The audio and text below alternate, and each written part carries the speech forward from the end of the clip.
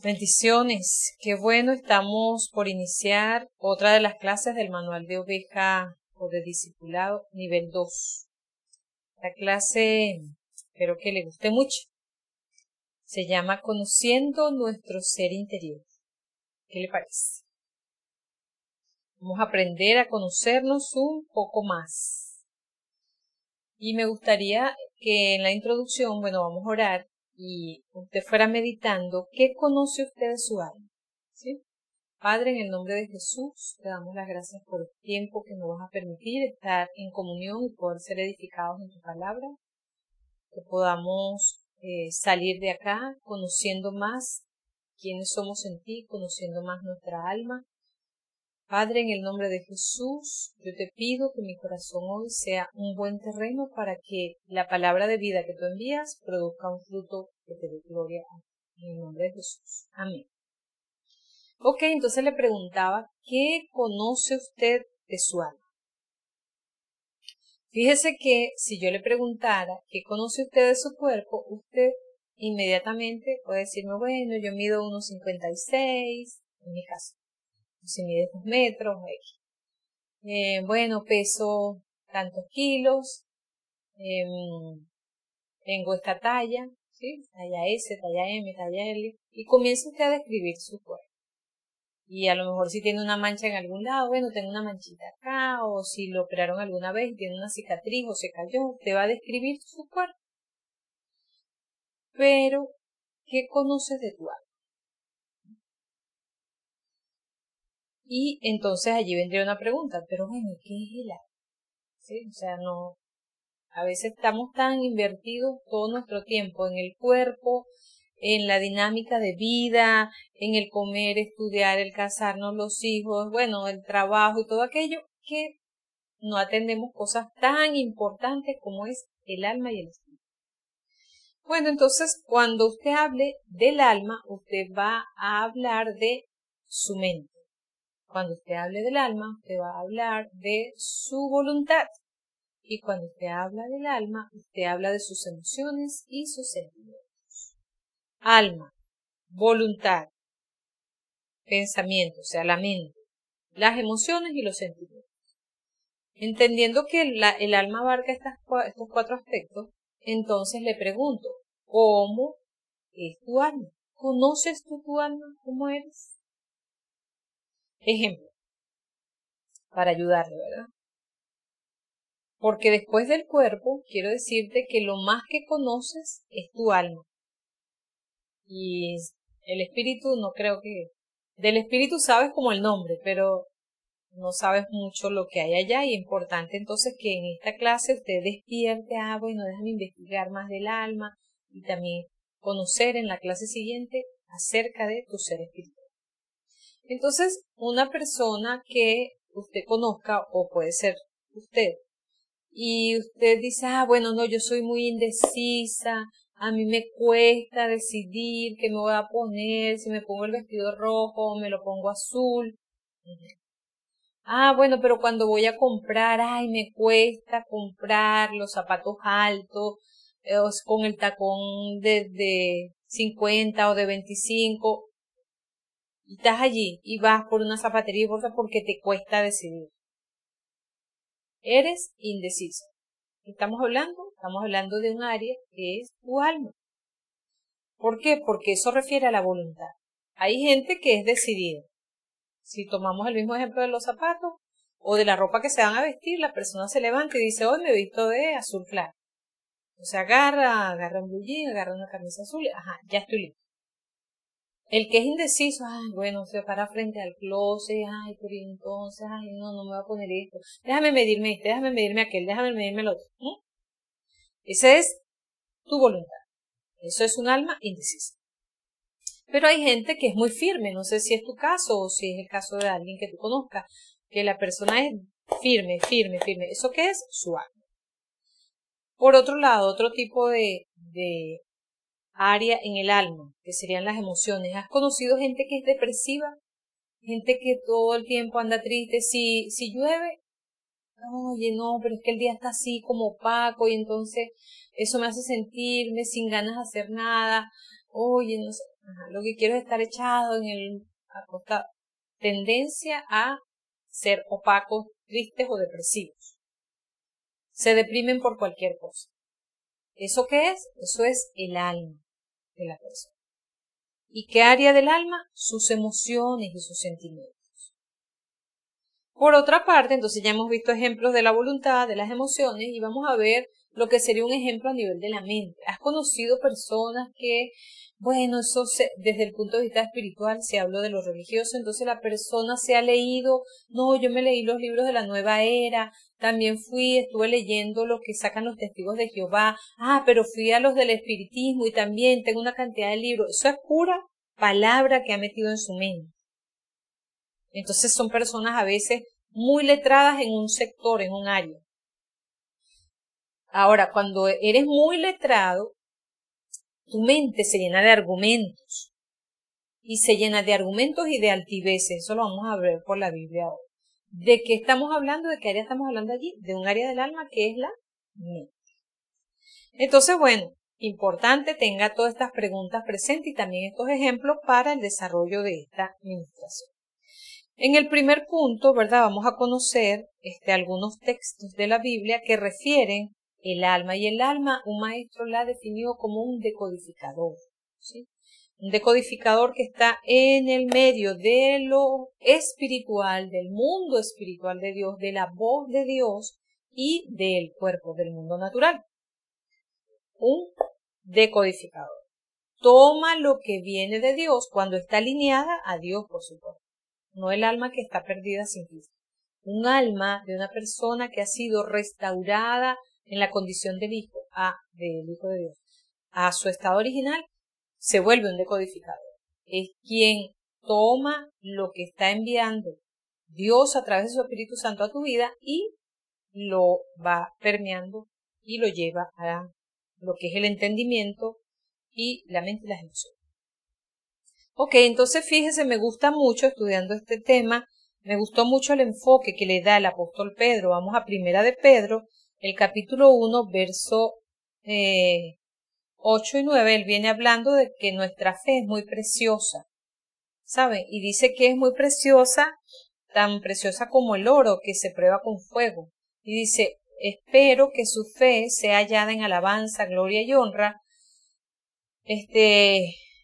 cuando sea manifestado Jesucristo, a quien ustedes aman sin haberle visto, y en quien creyendo, aunque ahora no lo vean, ustedes se alegran con gozo inefable, obteniendo así el fin de vuestra fe, que es la salvación de vuestras almas. Importante entonces, en este pasaje, asociarlo con lo que Jesús dijo por allá en los evangelios. Dice, el alma que pecare, esa morirá. Muerte eterna, separación eterna de Cristo. Entonces aquí te dice que el fin de nuestra fe es la salvación del alma, es decir, la redención del alma, que no perezca eternamente, sino que sea, tenga pues la vida eterna en Cristo Jesús. ¿Qué? El alma. ¿Qué parte de ti? El alma. Primera de Pedro 1:9.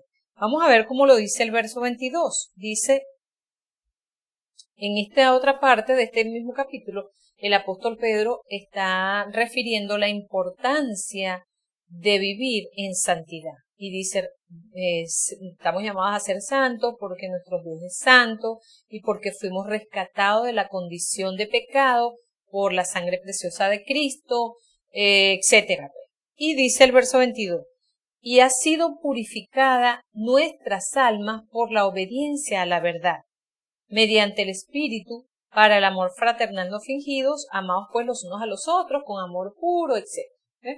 Entonces, nos muestra aquí que ciertamente la sangre de Cristo nos redime, pero después que nos redime y eres salvado de esa separación eterna, de la condenación eterna, etc., tú y yo tenemos que entrar en un proceso de regeneración del alma, de santificación del alma, o lo que él llama aquí, purificación del alma a través de la obediencia a la verdad, que es la palabra de Dios. O sea, lo veo muy claro como lo explica Pedro realmente. Entonces, el alma, ya usted está aprendiendo por esta vía, que necesita un proceso de purificación, y ese proceso no es más que mediante la obediencia a los principios de la palabra de Dios, el alma va siendo limpiada de todo vicio y de toda contaminación que traía del mundo. En el capítulo 2, después que también por la boca de Pedro se nos dice que nosotros somos linaje escogido, real sacerdocio, nación santa, un pueblo adquirido por Dios, entonces él dice y hace un llamado en el verso 11. Amados, yo les ruego que ustedes se abstengan de los deseos carnales que batallan contra el alma, manteniendo buena vuestra manera de vivir, para que en lo que murmuran de vosotros como de malhechores glorifiquen a Dios en el día de la visitación al considerar vuestras buenas obras. Entonces vemos acá, ¿verdad?, que hay una cantidad de deseos carnales que cuando recién conocemos a Cristo y comenzamos a caminar en esto, eso está ahí batallando, como una lucha del bien y el mal. ¿Dónde? ¿En qué área de mi vida? ¿En el espíritu? No. ¿En qué área de mi vida? En el cuerpo. En el cuerpo lo que hace es manifestarse, pero ¿dónde está esa batalla campal que se está dando en vivo? Eso es en el alma. Entonces Pedro dice, yo les ruego que ustedes se abstengan de esos deseos carnales que están ahí batallando, es decir, que tú puedas vencerlo. ¿Y cómo lo puedes vencer? Bueno, Pedro viene hablando en el capítulo 1, ¿verdad?, de que debes sujetar al alma, debes llevarla a la obediencia a la verdad. Y de esa manera ya va a ir siendo purificada y delastrada de todos esos malos deseos. Ok, vamos también a revisar la escritura de lo que nos dice Primera de Tesalonicenses 5:23. Pablo le escribe a la iglesia de Tesalónica y les dice, les habla de la constitución del ser, de nosotros. Y le dice, el mismo Dios de paz les santifique por completo. Ahí va a hablar Pablo de la integridad de lo que somos. Entonces no dice que somos nada más cuerpo, sino que dice, y el Dios de paz les santifique por completo, y todo vuestro ser, espíritu, alma y cuerpo, sea guardado irreprensible para la manifestación del Señor. Espíritu, alma y cuerpo. Somos un espíritu, tenemos un alma y habitamos en un tabernáculo que llamamos cuerpo. Y todo nuestro ser debe estar siendo restaurado, debe estar siendo purificado, debe estar siendo alineado cada vez más para que sea guardado irreprensible ante la manifestación del Señor. ¿Cómo lo hacemos? Bueno, es parte de lo que tú estás aprendiendo en estos seminarios de discipulado. Ok, ¿qué dijo Jesús, por ejemplo, acerca del alma? ¿Qué otras cosas? Vamos a tomar 2 o 3 textos de los que habló el maestro. Dice en Lucas 10:27, cuando el Señor resume todo lo que era la ley, ¿verdad? El Señor dice, en el verso 27, Jesús respondió, amarás al Señor tu Dios con todo tu corazón, con toda tu alma, todas tus fuerzas, toda tu mente, y a tu prójimo como a ti mismo. ¿Se da cuenta? O sea, el alma está diseñada por el Padre para amar a su Creador. Pero ¿qué hay que hacer? Como estuvo desalineada tanto tiempo haciendo una cantidad de cosas, hay que llevarla a aprender a amar a Dios. Y aprendíamos en una de las clases de este mismo nivel de discipulado que cuando amamos la palabra, vamos a obedecer la palabra, vamos a guardarla y de esa manera estamos expresando el amor a Dios. Entonces, nuestra alma, en la medida que va siendo purificada por la palabra, aprende a amar a Dios con toda su fuerza, con toda su alma y con toda su fuerza. Eso lo dijo Jesús. Lo otro, hablando de sí mismo, de un sentir que tuvo el Señor, ¿sí? Porque a veces pensamos que Jesús era puro espíritu. Y no, Él mostró una constitución en cuanto al ser muy parecida a la que tenemos nosotros, o la misma. Dice Mateo 26:38, estaba el Señor allí en los momentos más complicados de Getsemaní, y dijo el Señor, mi alma está muy triste hasta la muerte, quédense aquí y velen conmigo. Mi alma está muy triste hasta la muerte, es decir, estaba en el momento de mayor opresión, llevando sobre su cuerpo toda la opresión de las tinieblas que trae el pecado y que trae toda esa separación del Padre, todo el pecado pasado, de todas las generaciones pasado, presente. ¿Y qué generó eso en el alma del Señor? mi alma está muy triste. Dicen que allí describió lo que es la depresión, porque hay una tristeza que lleva a la gente hasta desear morir o atentar contra su vida. Jesús pasó por eso para que tú seas libre, para que eso no te atormente y para que eso salga de tu vida, de tu mente y de tu corazón y tu alma quede libre en Cristo Jesús. Ok, y entonces también leamos lo que es el deseo del corazón del Padre expresado en la tercera epístola de Juan en el verso 2. Dice tercera de Juan capítulo 1 verso 2. Amado, yo deseo que tú seas prosperado en todas las cosas y que tengas salud. Mira los deseos del corazón de Dios. 1, que tú avances y seas prosperado en todo. 2, que haya salud. 3, te condiciona eso, dice, así como prospera tu alma. Entonces es importante conocer desde el punto de vista bíblico cómo es que el alma va siendo cambiada, va siendo prosperada, porque en esa medida es que vamos a poder lograr este deseo del corazón de Dios, el ser prosperado en todas las cosas y mantenernos en salud. Ok, entonces hasta allí ya le establecimos lo que es la definición del alma, lo que Jesús dice acerca de ella, lo que el apóstol Pablo nos muestra acerca del ser interior, que es espíritu, alma y cuerpo, y lo que Pedro nos recomienda. 1, que el fin de vuestra fe es la salvación del alma. ¿Por qué? Porque el alma que pecare y habíamos pecado, esa morirá. 2, que es necesario la purificación o santificación de nuestra alma y que la misma se da por la obediencia a la palabra. Y 3, que hay deseos carnales que batallan en el alma, pero que pueden ser vencidos en el nombre de Cristo Jesús y con el poder de la palabra y de la sangre de Cristo. Ok, ahora como punto siguiente vamos a revisar un poquito cómo es la mente y qué nos dice la palabra acerca de ella. Ok, la mente. La mente es donde usted va a encontrar lugar para el pensamiento. ¿Sí?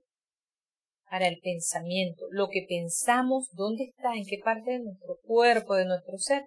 Está en la mente. Lo que te imaginas, los que son los recuerdos, todo eso, ¿dónde está? En la mente. La capacidad de entendimiento, la capacidad de comprensión, todo eso, ¿dónde está? En la mente. La mente es muy importante.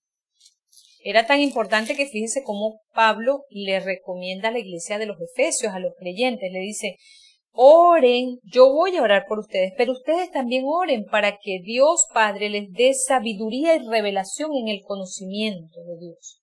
Que los ojos de su entendimiento se les alumbren. ¿Por qué? Porque hay otro pasaje en la Biblia que dice que el príncipe de este siglo, es decir, las tinieblas, cegan literalmente el entendimiento de los incrédulos para que no les amanezca la luz del evangelio.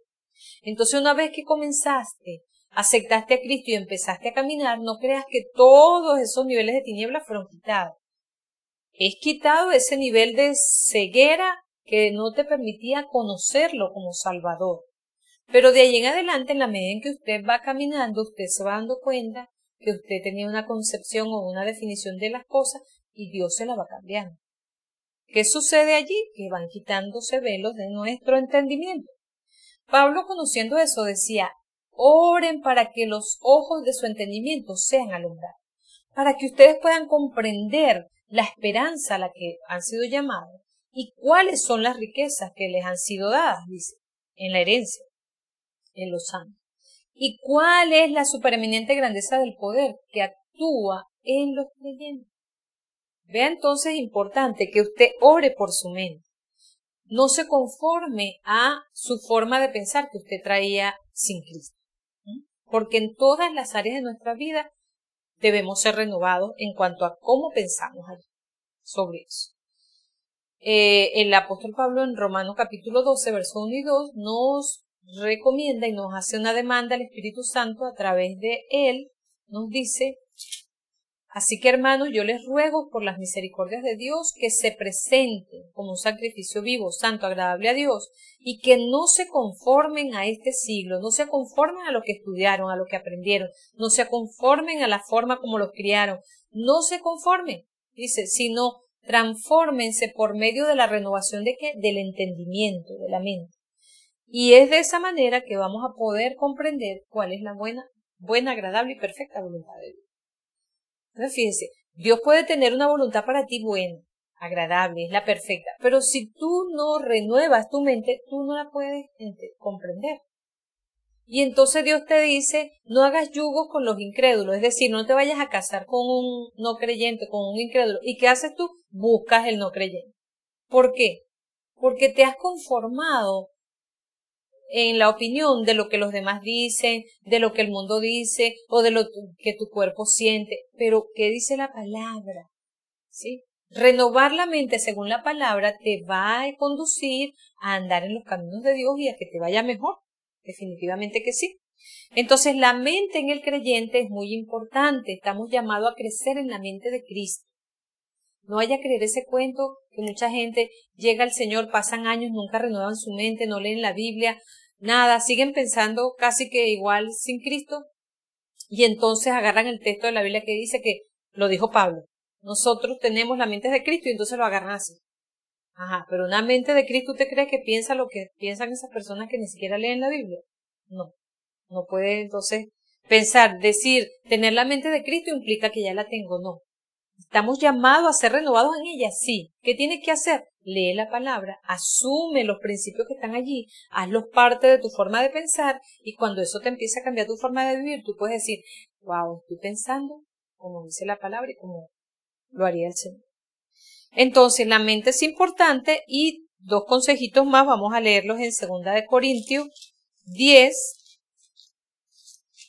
del 3 en adelante, dice el apóstol, pues aunque andamos en la carne, no militamos según la carne. Usted está caminando en esta carne, en este cuerpo. Pero dice, no militas, no eres de ese nivel, pues dice. Tus armas, las armas de nuestra milicia no son carnales, son poderosas en Dios para destruir la fortaleza. Ahora, ¿dónde están las fortalezas? En la mente, dice, derribando argumentos y toda altivez que se levanta contra el conocimiento de Dios y llevando cautivo el pensamiento a la obediencia de Cristo. ¿Ves? No es complicado. ¿Cómo gobierno y cómo alineo mi mente? Dice, considera que tus armas no son carnales, son poderosas en Dios. El poder del Espíritu Santo está en ti y Él te va a ayudar para que tú con su sabiduría y con su fuerza y su poder, tú derribes los argumentos que se han levantado por lo que aprendiste sin Cristo, por lo que te rodeó sin Cristo, etcétera, y los lleves ¿a dónde? Llevando cautivo todo pensamiento para que obedezca a Cristo. No puedo hacer lo que me da la gana. ¿Qué tengo que hacer? Lo que la palabra de Dios dice. No voy a seguir el consejo del malo, no voy a andar en caminos de pecadores, no voy a andar en burladores, todo eso lo dice el Salmón. ¿Qué voy a hacer? Voy a hacer lo que a Dios le agrada. Ese es un proceso permanente de renovación de la mente. Lo otro en este punto es que el pastor recomienda que usted medite cuando está batallando con cosas que no agradan a Dios. Deténgase y piense, ¿por qué estoy pensando esto? Yo quiero pensar eso, y a lo mejor no. La respuesta suya es, pues, no quiero pensar eso. ¿Dios quiere que tú pienses eso? No. ¿Y por qué lo estás pensando? Entonces, hay dardos de fuego del maligno, que así los describe Efesios capítulo 6, que son enviados a tu mente para que pienses en cosas que no edifican. El Señor describiéndonos el pensamiento que le gusta, en el cual dediquemos tiempo, Pablo lo dijo en Colosenses, dice, piensen en todo lo bueno, en todo lo puro, en todo lo amable, en todo aquello que tiene virtud, en todo aquello que tiene buen nombre, en eso dediquen tiempo y piensen. En lo contrario, resístanlo porque no viene de Dios. Ok, el siguiente punto que vamos a hablar es la voluntad, que también radica en el alma. Y la voluntad entonces es la capacidad de decisión que tú tienes, que Dios te dejó. ¿Qué pasa con la voluntad? Dios no te puede imponer la de Él. Las tinieblas no te la pueden imponer, las de ella. O sea, si algo de manera autónoma Dios te dejó es tu capacidad de decidir. Ahora, en esa capacidad de decisión, mientras más tarde llegamos a Cristo, por supuesto llegamos con una voluntad torcida, con una voluntad desordenada, con una voluntad que necesita ser renovada, que necesita alineamiento, que necesita ser literalmente rendida a los pies y ante la cruz del Señor. El Señor dijo, cualquiera que quiera ser mi discípulo, cualquiera que quiera ser de este reino, tome su cruz cada día. Niéguese a sí mismo. ¿Qué es eso? Voluntad rendida. Niéguese a sí mismo. Tome su cruz y sígame. Entonces, esto es un camino donde usted tiene un llamado de Dios a seguirle, pero un llamado para que su voluntad sea rendida, que se niegue a sí mismo. Quiero hacer esto, pero no agrada a Dios, no lo voy a hacer. Quiero hacer lo otro, pero Dios me demanda otra cosa. Hago lo que Dios me está mandando hacer. La voluntad no puede dejarse dirigir por las emociones y los sentimientos. Así éramos sin Cristo. Pero ahora que estamos en Dios, no, tenemos que ser gente que aprendamos a alinear nuestra voluntad a la voz de Dios. Que podamos alinear nuestra capacidad de decisión a lo que la palabra de Dios ya nos muestra como la decisión de Dios para nuestras vidas. Fíjese, en el caso de Jesús, uno pudiera decir, bueno, Dios mismo entre nosotros, le era fácil, ¿no? Jesús permanentemente donde iba diciendo, miren, yo no estoy aquí para hacer lo que a mí me plazca. Juan capítulo 4, verso 34, y estamos hablando en este pasaje que era una necesidad, ¿sí? Estaban hablando, era que tenían más de un día predicando por toda la zona y los discípulos le están hablando, que si quería comer, pues. Y Jesús le dijo, mi comida, verso 34, mi comida es hacer la voluntad del que me envió y que yo acabe su obra. ¿Será que no comía el Señor? Claro que sí comía, pero estaba ahí ante un momento en que estaba predicando, pues. Y los otros estaban pendientes de la comida. ¿Y qué les dijo Jesús? Mira, mi comida, mi prioridad es hacer la voluntad del Padre. Mi voluntad, mi comida es que yo haga la voluntad del que me envió a hacer su obra. ¿Ves? ¿Se da cuenta? Entonces, comienza nuestra voluntad a priorizar. No es lo primero lo que yo quiero, lo que yo siento, lo que yo anhelo, mis planes, mi pensamiento. No es así. ¿Qué es lo primero? Jesús nos da el ejemplo. Hacer la voluntad del Padre.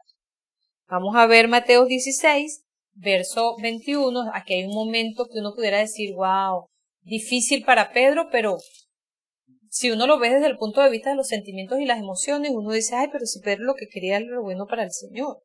Dice, del verso 21 al 23, desde entonces comenzó Jesús a declararle a los discípulos que él tenía que padecer y que tenía que morir y resucitar el tercer día.